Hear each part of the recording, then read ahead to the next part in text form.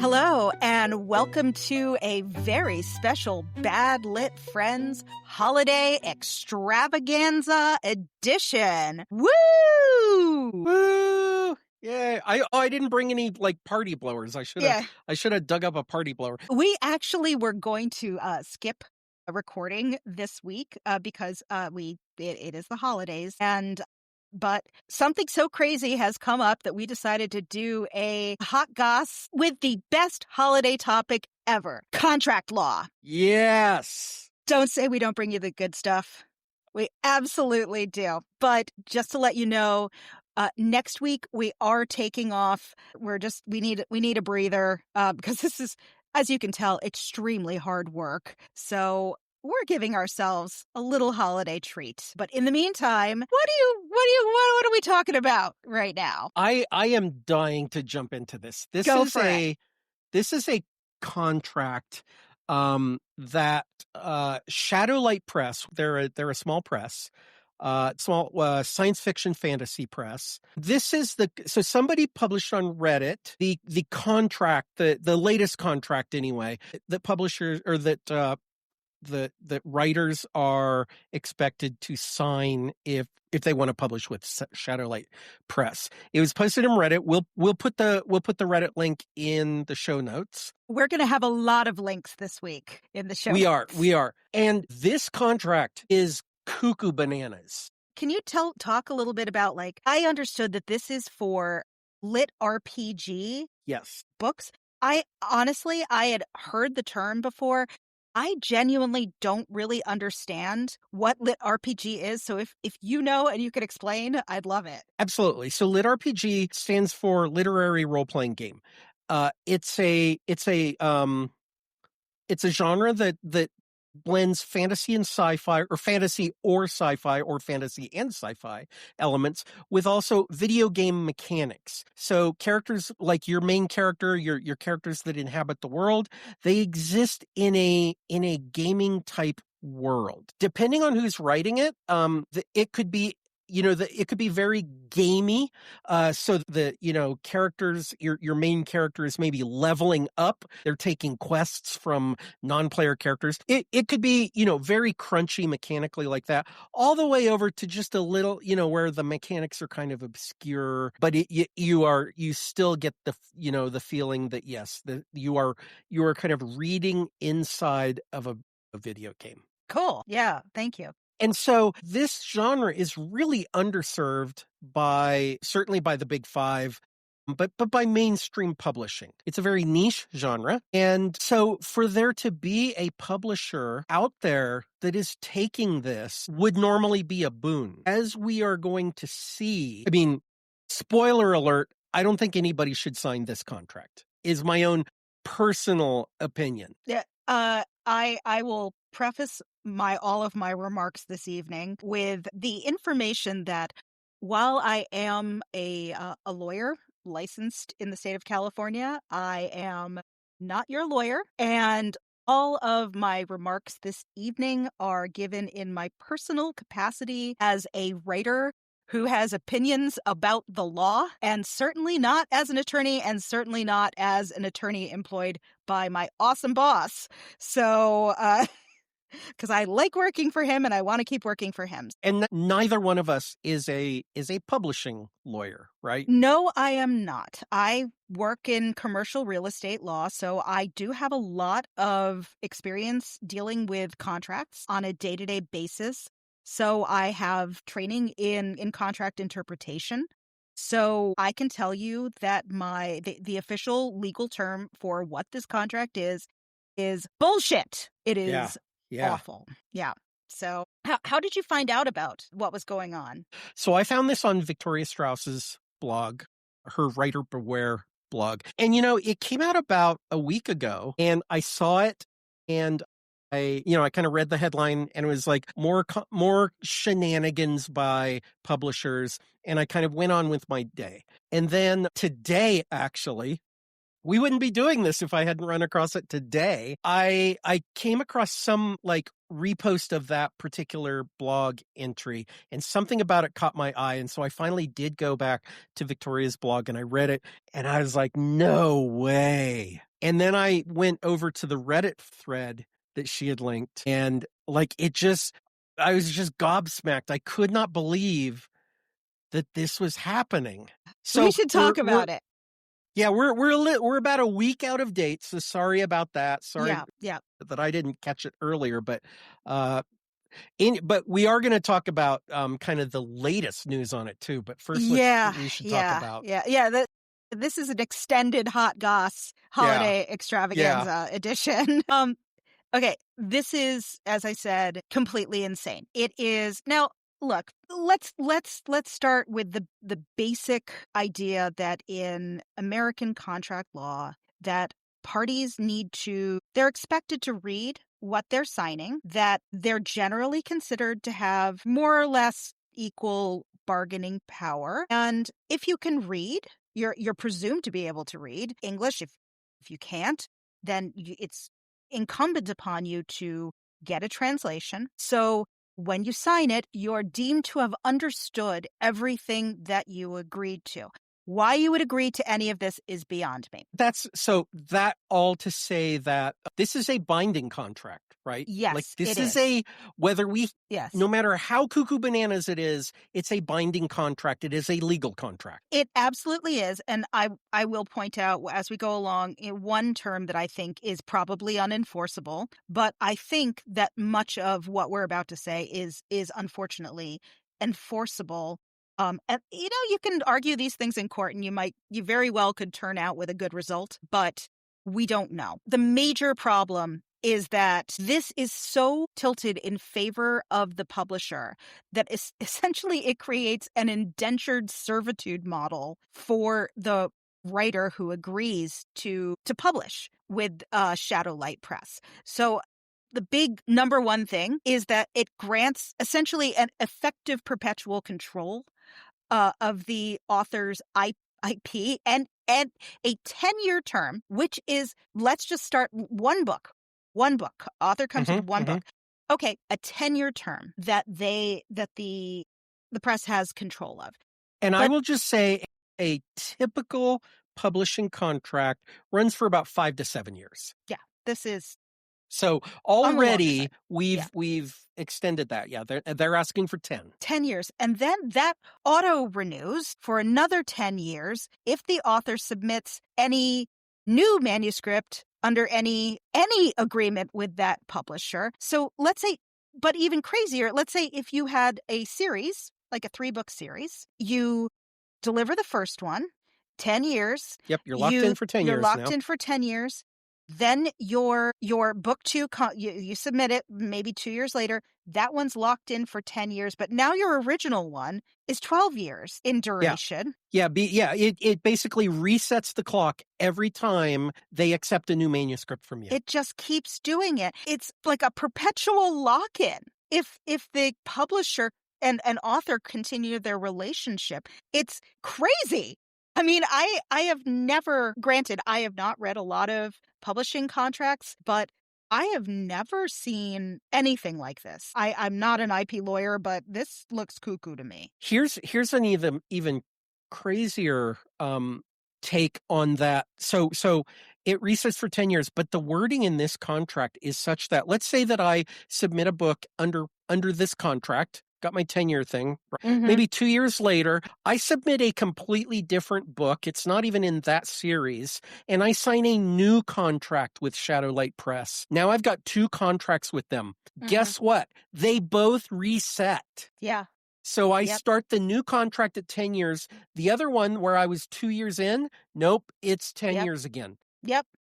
Now you've got 2 contracts, both resetting. The wording in this contract is such that it applies to any and all contracts that you have signed with them. Yeah, it is crazy. We're going to keep using this word because it is just... Yeah, I'm sorry. I don't...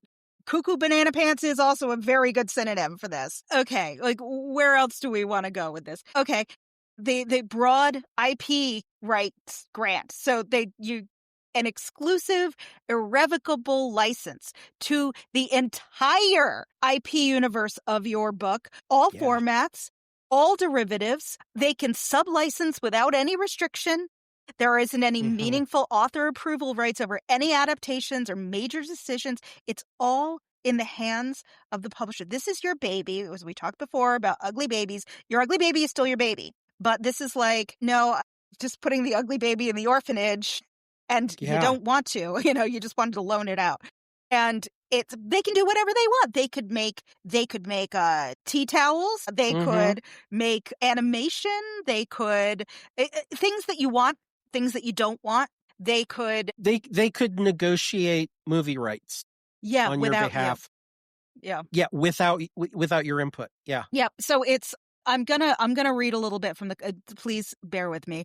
This is boring, I know. So it's the author grants to the publisher the exclusive, irrevocable license to publish, reproduce, distribute, sell, adapt, modify, publicly display, publicly perform, and otherwise exploit the work, in whole or in part, in all formats, languages, and editions now known or later developed, including but not limited to print, digital, audio, derivative works, media adaptations, and merchandise. And then there's the licensing, the sub-licensing, the assignment. They could assign those rights to some third party at their sole discretion. So let's say, I don't know, like Elon Musk decides that he is going to take over this little publisher now, or even just like, oh, I want that book. Like, okay, Elon Musk now, and he's going to do whatever he wants with your IP. It is, wow. So, there's so much discretion. So, and it doesn't explicitly say it, but since this is kind of a common theme that comes up in Bad Lit Friends, this seems to me like they could also hand it over to an LLM and train an LLM on your book, and you have nothing to say about it. So there is actually a section in the contract about artificial intelligence compliance where they're acknowledging AI, and they say it's likely going to have greater influence in the future, and the author is going to comply with all applicable laws, both current and future, related to the use of AI in their work, right? Mm-hmm. And the author must disclose to the publisher any utilization of AI in the creation of their works. I actually don't have a problem with that. Sure. But there is no reciprocal obligation on the part of the publisher to control or corral their ability to do anything with your work. They can train LLM models. They can do whatever they want. They could put an AI-generated cover on your book, and you have no say in it. Mm-hmm. Yep. And, all of the marketing material could be done by AI. And maybe this is a point where we step back, and although we have in the past said that we don't like doing AI witch finding, especially after, our interview with Jessica the other week about witch hunters bad. But we did a little bit of AI witch hunting today and looked at their website. And so I'm not going to say that their web copy was generated by an LLM. No. But man, it does not look human generated. I was saying earlier today that Kirk has gotten very good at imitating AI language. So I'm going to imagine for a moment that perhaps this copy was an amazing facsimile of AI generated words. I'm sure that's what it was. Yes, I would give it at least a 50% chance of that being true. And if that's really important to you, and I think for a lot, not every writer, but I think a lot of writers right now who are concerned about the creep of AI, that's something that why would you agree to that? Can I just say one thing about their website that just seems to me sums up the entirety of the professionalism or lack thereof of this organization. One of their main links on their website takes you to a Rickroll. This is like Elon Musk level humor. Yeah. This is just, why would you trust a novel that you have poured your soul into to a company that puts a Rickroll on their website? My only comment for that is concerning. This is so crazy. Since I am going to hop all over the place right now, I'm just going to, because I'm looking at it, Yeah. How unreciprocal. This is freeform bad lit friends. This is batshit friends. So batshit friends contract law edition. But I keep looking at all of these clauses and how they're not reciprocal. How many are not reciprocal that bind the author but don't bind the publisher in the same way, or bind the publisher in ways that actually give the publisher more freedom. And so, for example, there's a clause about warranties and representations. Essentially, these are just promises. That's really what a warranty kind of is. It's in this context. So the author has to promise that their work is original and doesn't violate anybody else's IP rights, and that it hasn't been previously published. Okay, all cool. That is very standard. And that they have the right and authority to enter into the contract and give these rights. That's all cool. But then what is the mirror image of this? Normally I'm going to tell you, from my own experience, you're going to look for something that is, if not a mirror image, it imposes obligations that are of similar weight. Like, I do this, you do that, right? They work together, but this is what the publisher is promising. This is the only promise that they make in this warranties and representation section. They promise that they will perform their duties in a professional manner. That's an undefined term, by the way, and will make reasonable efforts to promote and sell the work. What does professional manner mean, and what are reasonable efforts? I don't know. So in normal situations, in commercial situations, reasonable efforts means different things in different commercial venues. So what might be reasonable for a large publisher might not be reasonable for a small publisher. It's whatever the community does. That kind of what gets imposed here. But because there are so many rights that are retained by the publisher, I don't really know. If there are no other small publishers that are doing this kind of thing, I don't know. What is reasonable? What is professional? This is, I mean, to me, in my opinion, this is not a professional contract. And from what I understand, it was not drafted by an attorney, and possibly, but I don't really know, possibly not even reviewed by one. So what's professional? I don't know. It's so crazy. Oh my God. What else? Oh my God. There's just so much. Okay. Let's talk about the creation of derivative works, the unfinished series clause. This is the one that I have the comment. This is crazy. OMG. There's that word again. Yeah. So, right. So first of all, I will point out that they say that the clause is offered as an option. But it's not an option. It's not actually an option. It's part of the contract. It is fully part of the contract. Now, if they had done, I was looking at this and I was like, if I wanted to make this, and we will get into the crazy of it in a moment. If I wanted to make this a true option, I would put some place for the parties to initial to say, I agreed to this option, right? Okay. Otherwise, not applicable. Okay. They did not do this. Okay. So. And what they're saying, and I'm jumping ahead of you, but please explain what they're saying. Here. It's sort of wishy-washy because at first read, it sounds like we're offering this as an optional component to the contract. What it really means is we're offering this as an option for you, the author, if you should need to step away from your book series. Yes. It's not an option. It's saying this is what we're going to do should you need to step away from your book series. So if you... Yes, continue. Sorry. No, it's fine. If you decide you don't want to, let's say you signed a deal with them and you're like, I'm going to write all of these books in this series. Okay. And you don't want to do it anymore, or your life gets crazy, or you die. Or you die. Yeah. or you die. Because this contract covers if you die. Yeah. Your Yeah. successors and interests, your heirs are the people who would succeed to this contract as the other party from the publisher. So what it allows them to do is to produce derivative works based on your original work and its universe. Okay.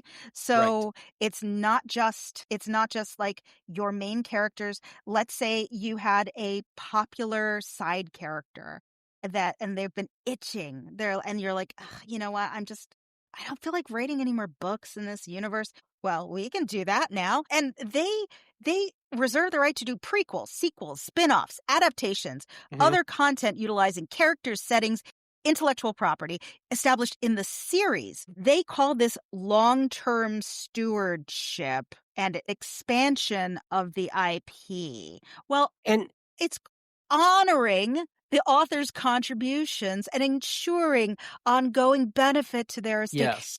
Yes. How generous. And this is where your IP, in my mind anyway, is locked up forever, because the wording of this contract. So let's say I write 3 books in the series. I have this vision. I want to write a trilogy, right? And so my first book is the beginning of the trilogy. My last book concludes the trilogy. We're done. That's it, right? Yeah. This contract now says we can produce, if you abandon the series, and that's their thing. So they'll say, we would like a 4th book. And you, the author, says, no, but this concluded after 3 books. It's done. The universe is over.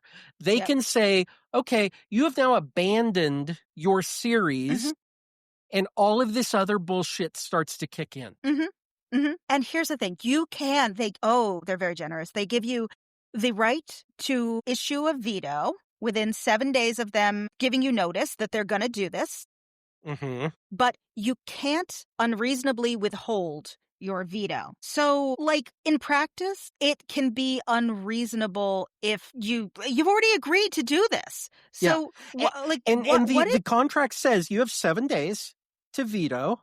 And if you do veto, now this next clause kicks in. You have 18 months to write the next thing. Yeah. So my 3-book series has concluded, and they say, well, we're just going to hire a ghostwriter to write that 4th book if you're not going to do it. Yeah. You have 7 days to say, no, you can't do that. And then once you've done that, now that clause, okay, fine, you have 18 months to now write book 4. If you don't deliver it, you're in breach of this agreement. So, and if you don't give notice, they can go ahead in their sole discretion. You get no input. And here's the kicker. The notice is deemed delivered to the author if it's been sent to the last known email address that they have for the author. So, and any delay that or lack of response isn't going to stop them from doing what they want to do. So think about this. We were talking before we started. How many email addresses do you have that you've abandoned over time? Right? Oh my God. Yeah. So many. if you've never updated it with them, and let's say, who knows how you're let's say you mostly can communicate with them over Slack or something. And they have a really out-of-date email address, and they send it to them. It could go by, or it gets sent to spam. Yeah. God, today I found out from my home insurance that I hadn't signed my renewal that came in 2 weeks ago, and they were following up with me. It went to my spam filter. Luckily, I was able to do it over the phone and renew for the year, but it was like, that stuff happens. And that would have been super duper bad because I would have been in breach of my mortgage agreement. But like, this can happen so easily. And this is your work. Ugh. Right. Or what if you're just on vacation? Like 7 days, 7 days is a really short period of time for something so important. What if you're, out, I don't know, on vacation, taking a cruise somewhere, and you decided to turn your phone off. You're on a research mission in the Amazon. Yeah. And so this is what I was talking about earlier. I can't remember if I was talking about this on, I'm so worked up right now. I can't remember if I was talking like while we were recording or before we were recording. But this is what I mean by the letter of this contract, your IP could be locked up forever, because all they have to do is say, like they want another book in the series. And then you can either decide to let their ghostwriter write it, or, whatever they're going to do, Mhm. a spin-off, or a graphic novel or something like that. You Yeah. just let them do it, like, and then, let them do it until that 10-year contract finally Yeah. expires.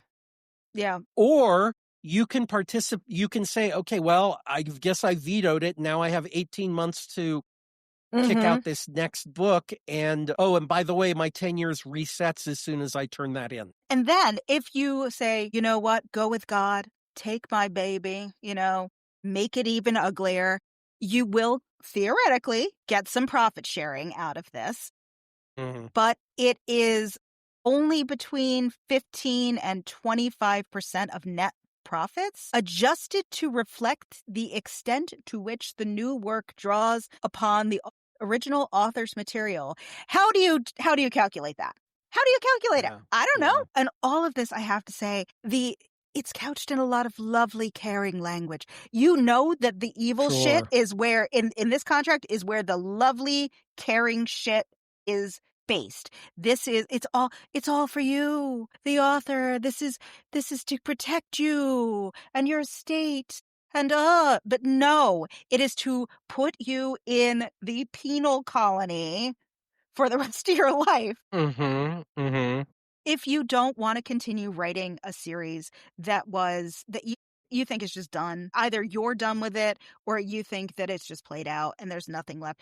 They're just exploiting you. They're exploiting your labor. Yeah, and the clause that I want to point out there is, this clause ensures the long-term stewardship and expansion of the It's intellectual so property while honoring the author's contributions and ensuring ongoing benefits to their estate. Like, seriously, fuck you guys. this Like, this is big old fuck you. Honestly, I'm so I've never seen language like that before in a contract. That's shit that you do when you're in negotiations, or that's like marketing material. This is yeah. this whole, It's like, so gross. yeah, I It's mean, let's pop to the start. Let's so we're talking about marketing material. There's an entire introduction to agreement, which kind of a preamble kind of thing, which, instead of just saying, often, you'll see an introduction to a contract. It's like, okay, this is a contract that we're selling land out in Palm Desert or whatever, and here's the assessor's parcel number and yada yada yada. And that and what follows next are all the terms. But this is just our mhm, little intro pack.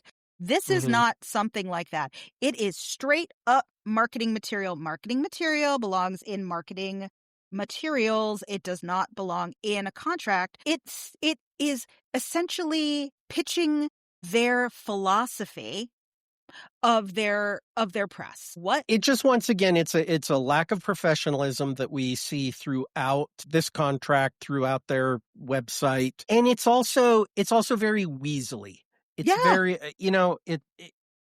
There is something here that to my eyes does not look correct, which it says that the agreement is based on a 50-50 profit sharing model. Okay, now maybe it's based on it, but they've done something very different throughout. It is consistently, the splits are so.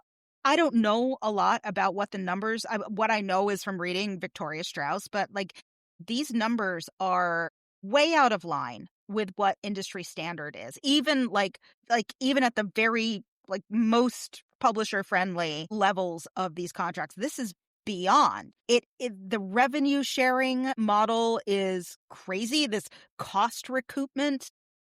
well, and there's a sample at the bottom of the contract that Mhm. they kind of give you about, because again, they're going to take money, they're going to take their costs out up front, Mhm. right? Before your full royalties finally kick in. And so they give some examples. And so, like, one of the line items is marketing and advertisement, $500 to $10,000 per campaign. I do have to wonder, like, do you ever get to see that breakdown? Is that transparent? I'm not saying they're not being transparent about it, but I have to wonder. And Victoria made this comment that, it basically is vanity publishing on the back end, is really what it is. Because no publisher is going to make you earn out their efforts, their copy editing, because they've built that into your contract. They're going to figure out how much it's going to take them to get your book in shape, how much it's going to take to market it, and they're going to roll that all in. They're going to figure out, okay, this is what we're offering you up front. Whereas, this company is basically doing vanity publishing and then tacking on extras. You can cut any of that out if I was completely off the I think rails. you're right. You're right on it. And sort of tying into that, there's a lot of vague language about cost recovery, like what exactly internal costs are. Essentially, they're all of the production expenses. Mm-hmm. But they're only defined by reference to that sample exhibit. I'm pointing downwards, which is very useful on a podcast. But they're defined only by reference to that sample exhibit, and those ranges are super wide. Like, okay, what's a campaign? And are they all 10,000 plus? Like, how do you decide what's appropriate? Victoria also pointed out, like, these line editing, copy editing, proofreading rates here are much higher than the EFA rates. And if you go to the EFA's website, they actually break out what the typical editing rates that you can expect for each of these things are. So this is not hidden. Yeah, we can provide a link to that too. Sure. So, yeah. It's not. These are not trade secrets, and clearly, this one is no longer a trade secret either because it's all over Reddit. But it's so out of whack. And when you're a really small press, why are you charging that? Like, what are your resources that would substantiate these kinds of rates? Are you getting like top of the line? Like, I don't know. I'm not going to say for these prices. You better be. Yeah, they better be wiping your ass. It's like cover design, $500 to $2,500. Are they going out and sourcing your cover from bookcovers.com? Do they have an in-house illustrator? Like, at the very least, if you are considering signing with these guys, which, my God, I don't know why you would do that, but if you are, like, these are the questions you should be asking. Mm-hmm. Like, right? Yeah. I mean, and you should also be asking these questions like in other places, but you'll probably find you're not dealing with such craziness. And yeah, there's that word again. And let me see what else did I have on my okay. A strict confidentiality, right? So yes. Okay. So this is crazy. Okay. Sorry, I got that word again. This is an indefinite term of your confidentiality. You can't disclose your contract terms without written permission from the press, right? Forever. So that means warning other authors off signing this or seeking advice. Although I think you probably, you'd be able to get your own legal counsel because that's protected by attorney-client privilege. But this is crazy. And then, here's another wonderful thing. The author direct sales restrictions. Did you look at this section? So if I'm reading this right, I might not be. If an author sells more than 50 copies in 90 days, the publisher gets its royalty share, and then the publisher can then force the author to pay inflated prices for their own books that include embedded royalties. So this would affect an author's ability to like monetize their books. Yeah. It's crazy. There's that word again. I have to come up with a better one. Cuckoo banana pants. So, it is. So if the unit cost is $5, the publisher may supply copies to the author at $8, the $3 difference representing the publisher's royalty. Huh? And while we're in this section, this caught my eye. So we were talking earlier about how, if you commit to a 3-book series and then they say, what would be really nice is a 4th book. So in, section 7, sorry. Yeah. Series commitment, the author shall deliver a minimum of blank manuscripts. And then it says the minimum does not limit the scope of this agreement. Any additional manuscripts that form part of, are derived from, or otherwise fall within the definition of the work or the series shall also be covered by this agreement. Now, this is such loosey-goosey language to me. Mm-hmm. I feel like that's where they could say, you know, what would be great is a fourth book. And you'd say, I only committed to 3, though. And then they can say, well, it doesn't limit the scope of the agreement for any additional manuscripts. And we're asking for an additional Mm-hmm. manuscript. Mm-hmm. So they play it fast and loose when it benefits them. They play it very strict when the clamps are on the author. Let's talk about the really strict one, the one that I thought is probably unenforceable. So this is when the contract is terminated. So it's terminated because, for example, the author is in breach of the agreement. And that's determined either by an agreement between the author and the publisher, or a court or order in arbitration has come out saying that the author was in breach. So the author can't get their rights back to their book unless and until the author repays to the publisher an amount equal to all direct, unreimbursed costs actually incurred by the publisher in connection with the work, multiplied by 3. Yeah. Okay. So this is treble damages. This is not something that you normally see in contract law. You normally see different kinds of damages in contract law as opposed to tort law. In contract law, you have your actual damages, which are the things that you actually had to pay out of pocket, right? Then you also get consequential damages, the damages that flow from the breach, right? And that can be kind of prospective as well, which this is kind of touches on. And then there's this concept called liquidated damages. And liquidated damages is essentially a flat figure, or a figure that's easily calculable, that is a reasonable estimate of the damages that flow from a result of the breach. Okay.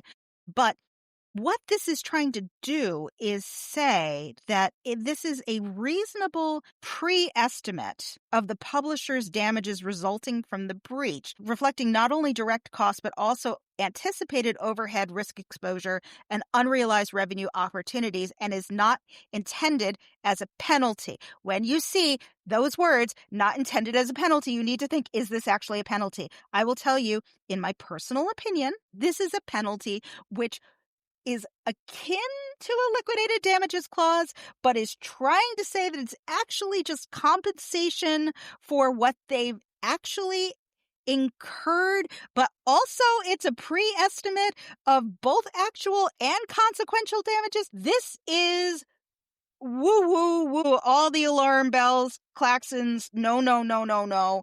This is banana pants extreme. Yeah.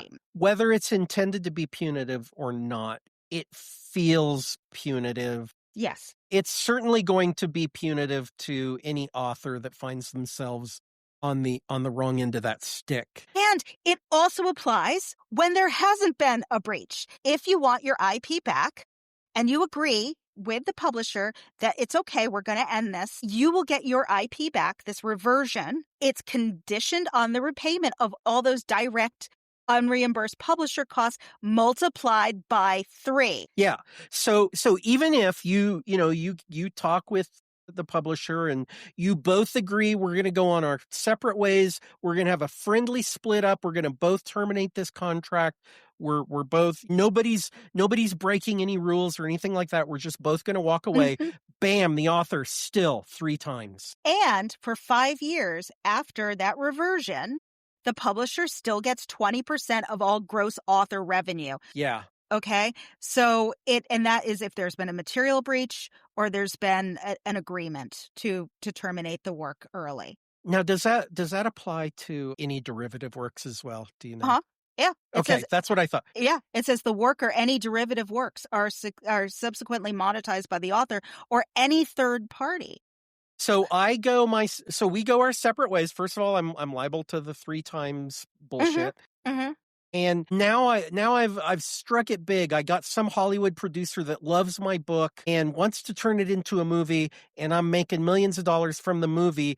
I'm not even with this publisher anymore. They still get 20% of my paycheck Yeah. from that movie. If right? it's within 5 years of the reversion. Yeah. So it is. Here's another thing that just reading this again that made me think. Okay, it's monetized by any third party. Let's say, and this is I love if you go to law school, all you do is hypotheticals. But here's a hypothetical. Let's say somebody wrote fanfic about your book, and you've terminated your contract, and it's over for whatever either you breached or there's no breach and you agreed.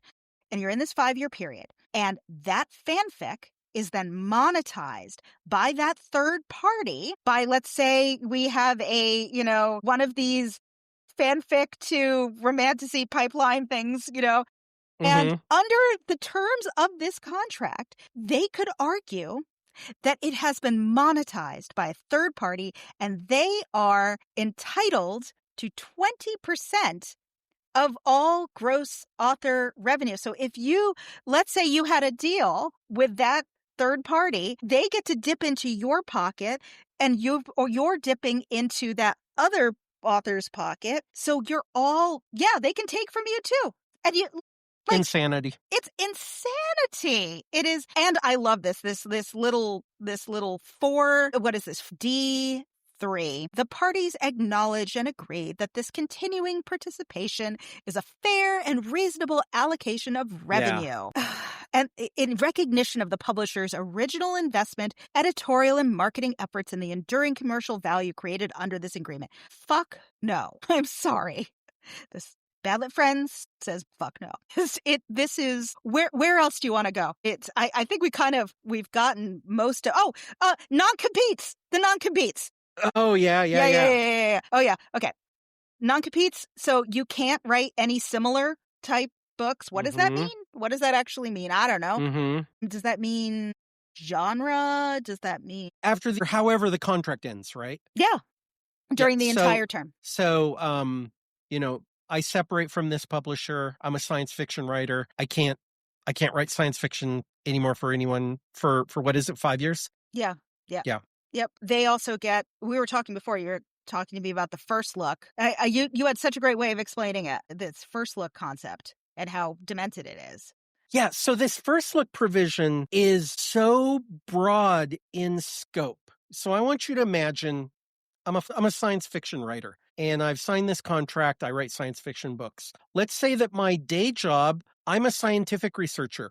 I write a white paper on some kind of genetic bullshit. They get first look at that paper. By this contract, they get first look. They don't even, they publish science fiction and fantasy, right? Yeah. But by contract, I have to give them first pass on that paper. And that could potentially put you in breach of your own obligations to whoever it was that you wrote it for. And it probably would. So, yeah. There's so many things. Maybe I've got a side gig to write, I don't know, advertising, because it doesn't say novel. It doesn't specifically limit to novels. So maybe I've got a side gig with some website to write copy for them. Nope, I gotta offer it to Shadowlight Press first. Let's say I write short stories. Nope. The wording of this contract is, anything I write, and I'm going to take a wild ass guess here to say maybe it's limited, but I don't know. Can I write my own blog without having to? That was a question I had when I read that. Yeah. I don't know because it talks about manuscripts, and what is a manuscript is an undefined term in this contract. And yet it's saying that manuscripts need to be delivered to them essentially for the first look. But what qualifies as a manuscript? Is it a work of fiction? Does that, so as you said, like short stories or novellas, is that covered? What if they don't publish novellas? What if they don't publish poetry? What if they don't, it's so broad. What if an academic textbook? Is that it's a manuscript? And look, I'll put on my Shadowlight Press hat It's devil's an advocate here ugly for a hat. minute. It's an ugly hat. It's like, it's got, bullshit colors, and it's a fedora. You know what? It's a fedora. And Shadowlight Press, so me from Shadowlight Press, I'm going to say, come on. Of course, we're not going to make you pass your scientific paper on to us. We would have no interest in that. Or of course, we're going to, we don't care about your short stories or anything like that. Okay, that's fine. Maybe day to day, you wouldn't care. But what happens if we all kind of enter an adversarial relationship, right? Like we start kind of hating each other's guts. Like I could really see, and I'm not saying Shadowlight Press would or has ever done this, but I could totally see where maybe they're building up a legal case against me, right? And now they're going to say, oh, and he published in this scientific journal and we never saw it. He published these short stories. We never saw those. He's clearly in breach of contract. Yeah. Just moving away from we had actually said, let's talk about this for 10 minutes. This is more than 10 minutes, clearly. But so let's hop out of the contract terms itself for a moment. And I want to think a little bit about, let's give them the benefit of the doubt for a moment. Okay, fine. Okay. Yeah. Okay.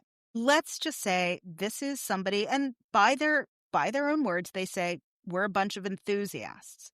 We're authors. We want to get this kind of underserved market out in the world. And in their innocence, ignorance, exuberance, decide that they can draft a contract. Okay. If you're starting a business, it is absolutely crucial to, if you're entering into contracts with third parties, to have a lawyer look at these things for these kinds of contracts. If you're just, writing a contract to your plumber, who cares, right?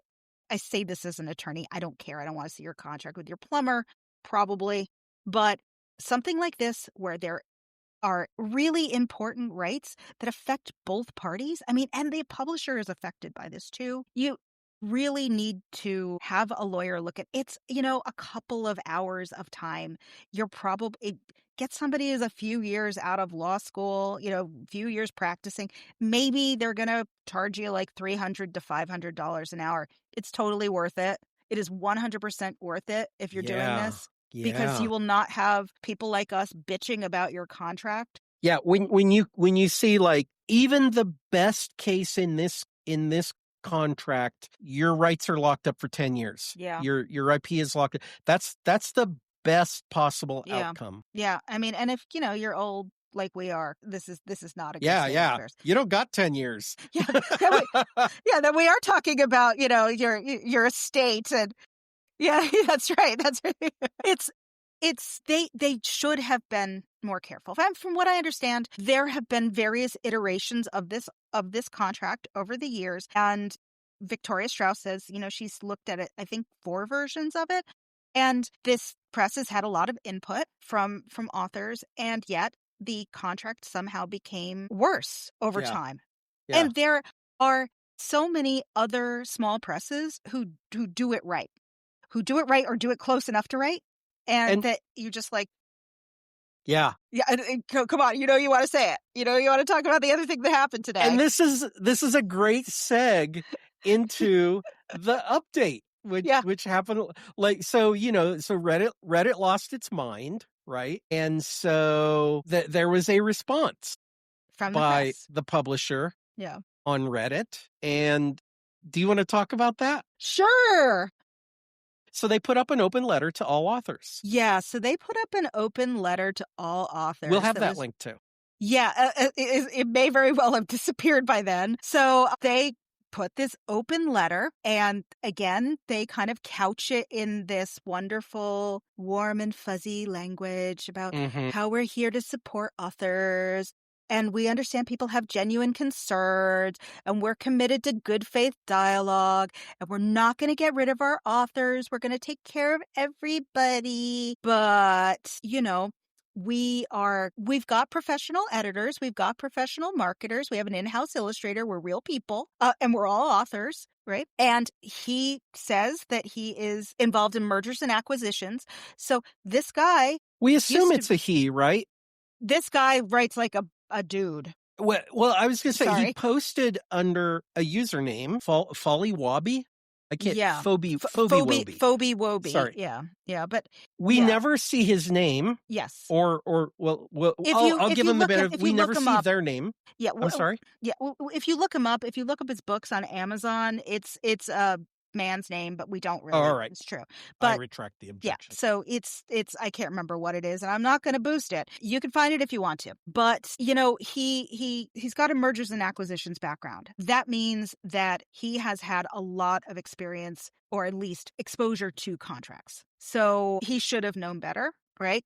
So let's say he wasn't the one who drafted this, and maybe it's some of these nice marketers who don't really know what they're doing, but he says, look, we're here to help people. We're doing this kind of like almost like a hybrid thing, but like between being, kind of like self pub and like small press. And so you gotta, be gentle with us. Then there's a lot of just bullshit. Bullshit.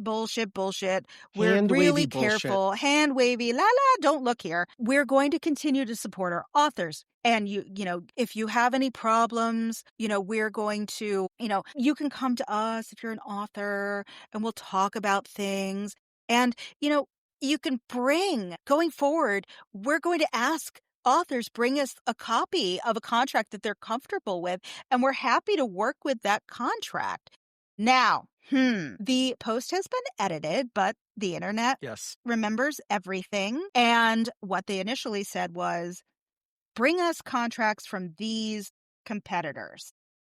Mm-hmm. Right? So even though some of these competitors make their sample contracts public, they said, this is still our IP, and you are directing your authors to steal our IP and bring it to you, and to use our IP and create your own derivative work out of our work. No. And I want any authors who are I don't know how you still couldn't be convinced at this point, but let's say you're still considering moving forward with these guys. They cannot seem to do anything right in terms of, like, they put out this, I don't want to call it an apology. It's an explanation and an offer to say, hey, bring us a contract and we'll do it right. But the first attempt at this post did say, go out to another publisher and bring their contract and we'll work with that, right? Yeah. And immediately, publishers, like small publishers, actually started posting in this Reddit thread. Yeah. Saying, yeah, you're going to hear from our lawyers. Because they have lawyers. They have lawyers. I mean, is this the kind of expertise that, again, you have poured your heart and soul into this book? You probably spent well over a year of your life writing it. And now you're going to put it in the hands of somebody who can't even do a Reddit post correctly. I know. There are a lot of things that I don't know, but I actually do know how to post on Reddit. I don't do it very frequently, but I do know how to do it. So and it's such a long post. This post could have been an email. It's exactly what I'm saying. This post could have been an email. This post could have been 2 paragraphs. It's not. Right. It is incredibly long, and it might be on purpose. Why? It's marketing copy, and it's not even that. It's not even like good marketing copy. You could draw the conclusion that it's meant to confuse you, and whether or not that is actually their intent, that's the way that you could easily read it. Guys, do better. Yeah. You have this amazing community that really needs you, that is underserved. They want to be your clients. They want to work with you, but you're seriously creating it. This is such a good. I said it at the beginning. It's such a good idea. It serves a very underserved niche in the market. There's a lot of authors out there writing lit RPG. They were set up for success. They literally had to try to mess it up. Yeah. And boy, did they put a lot of effort into messing it up. It's a Christmas miracle. It really is. God. I mean, what do I say? Go with God. It is just, this is my author who is also a lawyer moment here. If you're a writer and you are going to sign anything, you please, there are places you can bring your contracts. There are the Writers Guild Mm-hmm. offers great resources. You need to have somebody with legal training looking at your contracts. There's Please. also a lot of literary agents out there that Yes. will look over a publishing contract for you for a very reasonable price. Yes. Yes. And also, if you are, broke, there are places to find people that you can trust. Reddit, Mm-hmm. pub tips, honestly. You Yeah. know, Yeah. episode 2, we talked about pub tips, and they're a great resource. You can get in there and ask people. They will point you in the right direction. And just don't try and do it on your own. I'm a lawyer and I get confused by stuff too. And, I do have a small brain. You can get flummoxed easily. Just invest in yourself to have the best return. You look, as they say, you're worth it. It's you absolutely are worth it. And your ugly baby is worth it too. Here's what I would like to see Shadowlight Press do. If they are truly interested in making this right. Does it involve sackcloth and ashes? Well, no. Bummer. Okay. So first of all, I would like them to come out and publicly disavow that whole you can't talk about the contract forever thing. Like just a blanket statement that says we are no longer holding authors to that clause.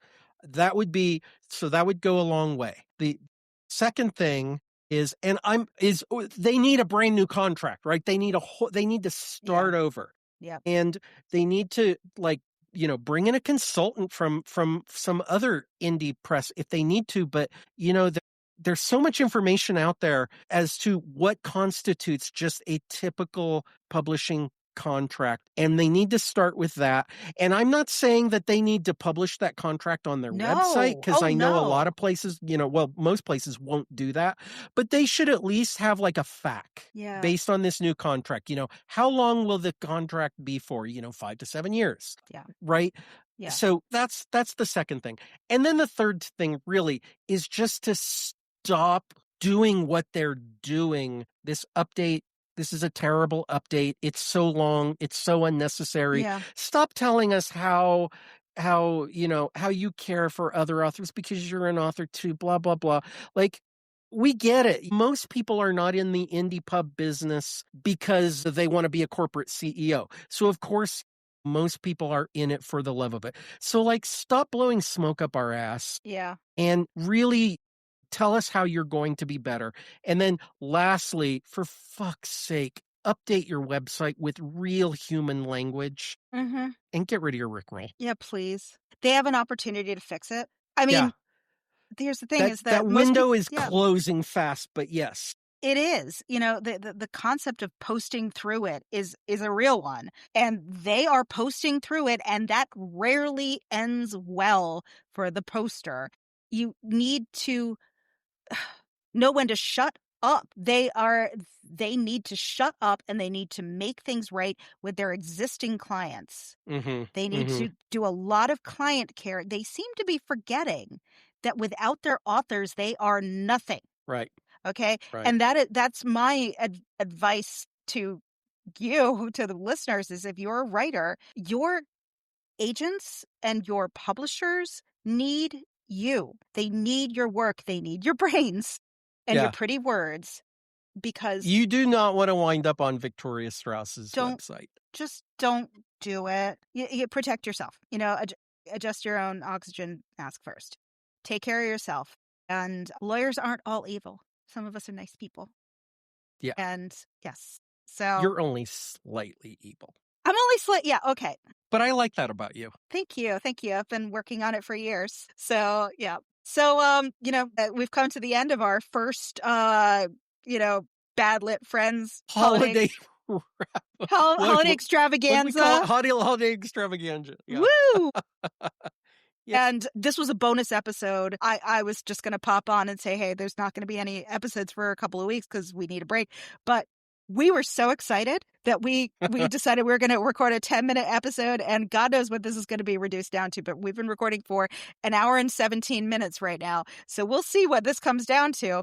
So we're going to skip hot goss because this was all hot goss. This was hot goss. This was all hot goss. But Yeah. And so last episode of the year, we're Last going to episode of the start year. fresh in January. Yes. We're going to start So with I it. hope everybody enjoys the holidays. Yes. And, Yes. We are going you to know. kick off with season 2 of Yes. Bad Lit Friends. And we are going to be talking about what happens when you start your book in the wrong place. What does it mean? How do you get there? How do you fix it? Yeah. Or maybe you just walk away or you post through it. So we'll see. I'm looking forward to that. I'm looking forward to what I'm saying because I have no idea what I'm going to say. So in the meantime, you can find us on all the socials. We're Bad Lit Friends everywhere. We are on Instagram. We are on Threads. We did not find this. We are on Blue Sky. We are on YouTube. We are not on Reddit, except we are individual unknown user profiles, which we are not divulging. I am not divulging that. That is protected by a perpetual confidentiality agreement. But you can also rate us, review us, send us bribes. It's that time of the year. And until next time, happy holidays, season's greetings, happy new year, and we will see you next time. Bye.